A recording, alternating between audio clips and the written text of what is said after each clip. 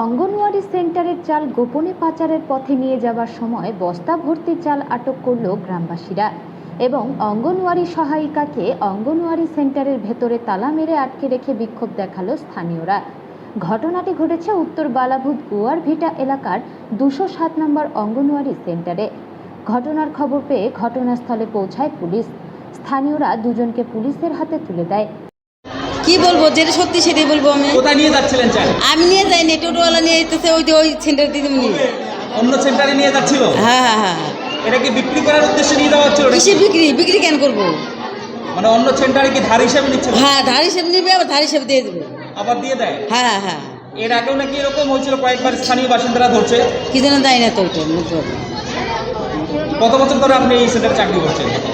অনেক 14-15 বছর। জানেন না? 14-15 বছর। 14-15 বছর ধরে করছেন, জানেন না একবারও কতবার ধরছে? এরকম হয় না কোনোদিন আমাদের সেন্টারে। দিদিমণি জানে আজকে নিয়ে যাচ্ছেন চাল? দিদিমণি জানে?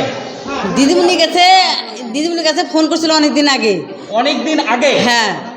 আজকে যে নিয়ে যাচ্ছেন, আজকে কি জিজ্ঞাসা করেছেন দিদিমণিকে? না। তাহলে আর আমি রেজেকে বলছি যে কে সেবিকার চাল চাই, কি করবি? কই দিয়ে দেন এক বস্তা। তাই আপনি দিয়ে দিয়েছেন? হ্যাঁ। কে আসছে নিতে? আমি আসছি। আপনি দিয়ে দিয়েছেন? হ্যাঁ। কি নাম আপনার? রীতা দত্ত। এর মধ্যে যে সেদিকে রাজারকুটি ও বলে ও চাল চাইছে অনেকদিন আগে, সেটা আমার কাছে চাইছিল। আমি বলছিলাম যদি লাগে, যখন লাগে নিবা। তা আমি আজকে আসি নাই, তো এ যে দিবে সেটা আমি সত্যি কথা আজকে আমি জানি না। আজকে আপনার সঙ্গে যোগাযোগ করেন? না, ও তো নিজেই স্বীকার করলো যে আমি দিদিমণিকে জানাই না। তা আমি আজকে সত্যি জানি না। এই যে এখন আমি আসলাম, যে আপনারা যতটুকু শুনলেন আমি অতটুকুই শুনলাম।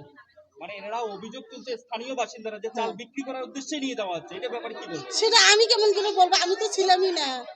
আমি জানি যে ওই চিন্তাটা দিবে, ও আমাকে বললো। এটা শোনার পর আমি ফোন করছি, ও বললো যে সেদিকে চিন্তা জিনিস আপনাকে না বলে কি করে নিয়ে যাচ্ছে? ও আমি বলছিলাম যে যদি চাই তাহলে দিবা, কারণ এই নিয়ম আমাদের অফিসে আছে যে এক সেন্টারে চাই বা ডাল না থাকলে অন্য সেন্টারে দেওয়া যায়।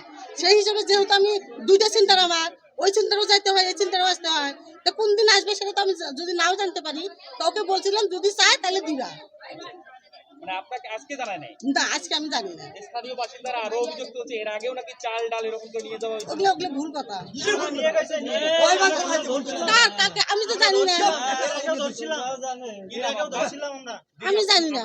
আমার নাম রেজিয়া খাতুন। কত নম্বর? 207 নম্বর। এই জায়গাটার নাম কি? গুয়ারভিটা।